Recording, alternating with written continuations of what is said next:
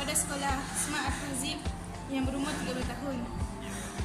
Saya baru saja menggunakan aplikasi Awesome ni, baru selesai ini. Saya dapat banyak maklumat dan nota-nota yang diberi oleh guru-guru di luar. Banyak soalan-soalan dalam Awesome ni mencabar. Selepas kita menjawab soalan tu, kita akan dapat koin tu, kita bid koin tu untuk mendapatkan reward daripada Awesome.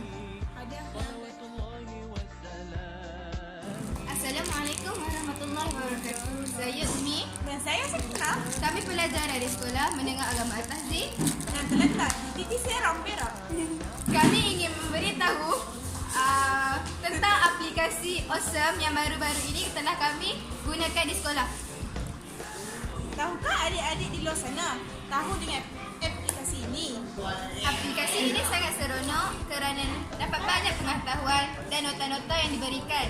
Sebagai contoh, apabila kita bermain battle, kita dapat mengumpulkan koin. Koin itu juga dapat membuat bid dan kita boleh dapatkan satu barangan daripada produk Awesome.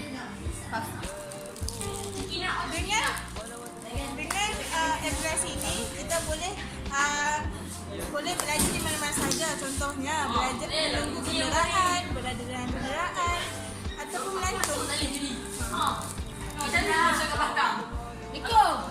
Selain itu, aplikasi Awesome ini juga dapat meningkatkan daya ingatan kita yang telah belajar sebelum ini dan dapat juga nota-nota yang baru.